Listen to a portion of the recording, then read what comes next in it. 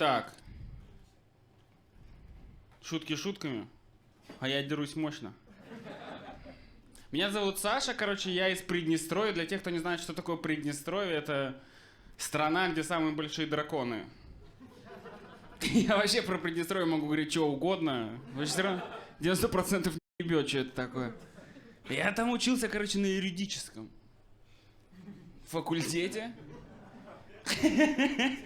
Было несложно учиться, типа 10 заповедей выучил и не укради, не убей, не пизди на мэр, ну вы сами. Вот, я закончил бакалавр, и мне случайно выпала возможность поехать по обмену в Испанию. Вместо меня там прислали этот рецепт хамона. Батя был счастлив жестко. Не, реально, я поехал, отучился год, прекрасно. Там мне платили сотни евро стипендию, я посерфил, видел, как быки за людьми. Возвращаюсь обратно в Приднестровье, потому что мне в конце говорят, все, я говорю, куда? Они говорят, в Приднестровье. Я говорю, ну, пожалуйста. Они говорят, Я возвращаюсь и понимаю, ну, это пиздец. Это прям пиздец. И решаю, что если мне когда-то там платили 800 евро за то, что еще другие люди работали, то если я поеду и попробую чуть-чуть поработать, ну, я нахожу себе спутника за неделю. Он, кстати, в этом зале сегодня. Вот он посмеялся чуть-чуть. Вот, я его нахожу, и еще за другую неделю мы находим вакансию, короче, в Польше. В Польше вот такая европейская мечта, мы едем в Польшу, и там надо сортировать, короче, знаете, собачьи, кошачьи корма. И вот это ебануто тяжелая работа, вы себе представьте. Ты, сука, 13-14 часов стоишь вот так, просто переставляешь, на тебя вот это все жир начинает капать. Я в 5-й день просто встаю и говорю, чел, я не могу встать, у меня все, надо валить. Я был в Испании, там просто раздают деньги. Он говорит, реально? Я говорю, да, чел, да. У нас остается очень мало денежек. Мы же поехали работать, мы хотели заработать денег. Мы находим вакансию, во-первых, в которой нам говорят, чуваки, скиньте $150, чтобы поработать. А нам настолько хуёво. Ну вот реально настолько, что мы говорим, ладно, похуй, мы скинем, пожалуйста. Мы скидываем, покупаем билеты в Испанию, двигаем в Испанию, приезжаем, чувак говорит, ну вы реально долбоебы. Еще и прилетели, типа. Мы прилетели, у нас денежки быстро заканчиваются, мы ищем работу, и все, что мы находим, это у Армянии можно поехать поработать, собирать апельсины. На берегу моря. Это просто прекрасно. Но нам до выезда 4 дня, мы покупаем билеты на четверг. И у нас остается 4 дня в Мадриде. И что я думаю? Как клево в Мадриде. И спрашиваю друга, а ты знаешь спор, что невозможно съесть плитку молочного шоколада за 100 шагов? Он говорит, пиздешь. Я говорю, да 100%. Он говорит, пиздешь. Мы попробовали, он не смог. Я говорю, это наша жила. Мы на этом жестко поднимемся.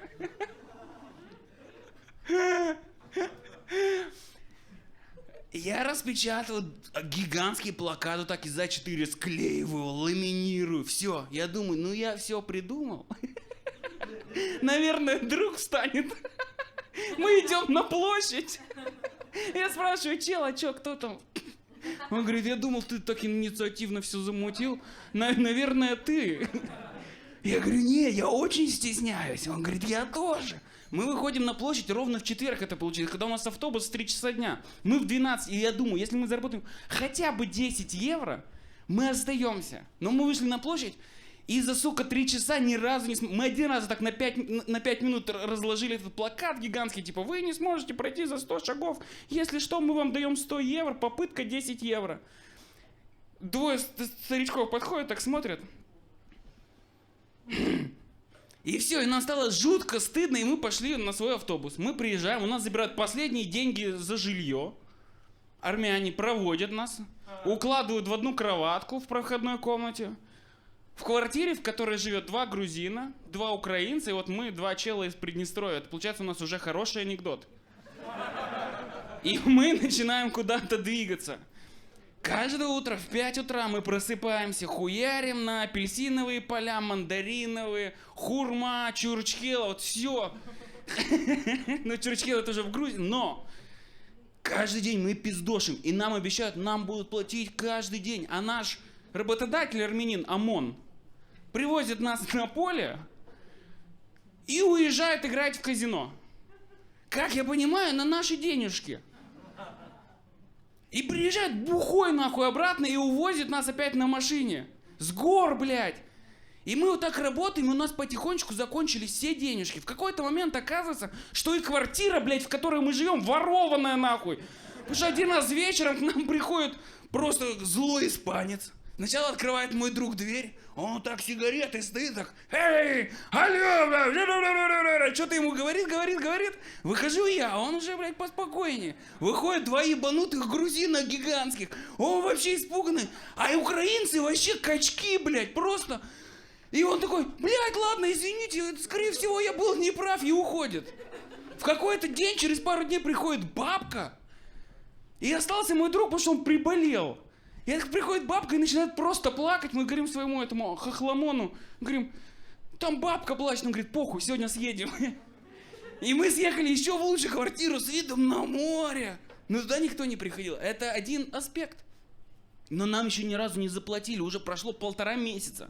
Мы перешли на воровство сначала овощей, фруктов. Потом мы нашли пакистанцев в нашем городе. И подумали, ну пакистанцы промышляют какой-то хуйней. Мы начали им выносить каждый день по 50 килограммов, блядь, апельсинов. По 50. И продавали это за 7 евро, нахуй. А у них килограмм стоил 3. Это просто ёбнуться. Но нам и этого не хватит. На 6 здоровых мужиков. Мы голодаем просто ебануто. Вы знаете, что такое? Я никогда не знал, что такое голод. На работу поехал, блядь, и все. Вот он я. И в какой-то день мне еще показалось, что у меня аллергия началась на апельсины. А это ебаные клопы. Вы знаете, что такое ебаные клопы? Я вот теперь знаю, что такое Это Испания, блядь. Европейская мечта. Фу.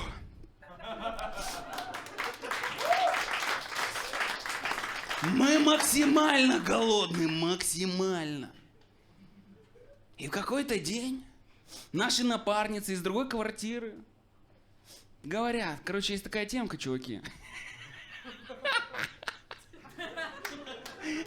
Там в Кэфуре, блядь, ну, магазин этот популярный. Каждый день в 8 вечера выносят дохуя еды. И вчера наша соседка пошла чуть-чуть прихватить, а там местные собираются, расхватывают ее. И говорит, в нее кинули пачкой чипсов, засмеялись. И сказали, пошла отсюда. И мы, как нам тогда казалось, из какого-то чувства справедливости, мы отомстим, но у нас ебанутый голод, мы услышали еда. Мы выдвигаемся вечером, к 8 вечера, 7:30, мы выходим, идет мелкий, блядь, амстердамский дождь, знаете? Такой мелкий, английский-то так. Золотая улица, золотая, вот этот желтый свет, знаете? Стоит угол дома. Мы вот так все под навесиком на углу дома. Потом одностороннее движение в одну сторону. Потом аллейка с мусорками. Потом одностороннее движение в другую сторону, и там Кэфур. Мы вот так стоим шестером. 2 приднестровца, 2 украинца, 2 грузина. Мы ебануто страшные. Мы все были вот так в капюшонах, наморщенные, голодные, ебанутые. И начинают собираться возле мусорки вот эти местные. Как потом оказалось, цыгане, один русский и испанцы. Ну, как тоже какие-то местные. Все, мы стоим, ждем, они оглядываются на нас, что-то побаиваются. И все, остался момент X. Открываются ворота Кэфура, оттуда выносят ебануто гигантскую тележку с едой. Мы понимаем, это наш шанс. Мы потихонечку подходим к мусорке. Они нас заметили, вот так окружили ее. Типа хоп-хоп-хоп, мы вежливые, мы очень вежливые. Мы стали сзади, стоим, ждем, подъезжает тележка, кидает первый пакет, И цыганочка вот так вот хватает и прячет. Мой друг такой, что за хуйня, подбегает к челу, который вывозил, говорит, а можно я возьму пару пакетов? Он говорит, не, я должен сначала кинуть, потом можете делать, что хотите. Он кидает, мой друг просто вот так над мусоркой вылетает, хватает и с криками через весь город мы начинаем все их расталкивать просто силой, грубой силой. Вот так забираем тот пакет из-под ее юбки, забираем все пакеты, которые кидались после. Этот чел испанец стоит просто вот так. И мы с криками вот так и с пакетами, с которых валится еда, бежим через весь маленький-маленький испанский город, курортный, знаете, на берегу моря, мы вот так... Прибегаем домой, было видео, там даже кто-то плакал. Там киткаты были, буженинка. И все, мы подумали, все, мы голодать не будем, и деньги тратить на еду тоже. Приходим на следующий день, и они такие, все, мы поняли, мы нихуя не знаем испанского. Но почему-то мы все понимаем. Они такие, мы все поняли, давайте делиться. И все, мы в банде вместе на мусорке. Каждый вечер отправляем 2 человека, и, возможно, только с помощью этого мы выжили. И сегодня вот я вам рассказал прикольную историю, если вам понравилось это. Спасибо большое, вы прекрасная публика, хорошего вечера, оставляйте чаевые на баре, пока.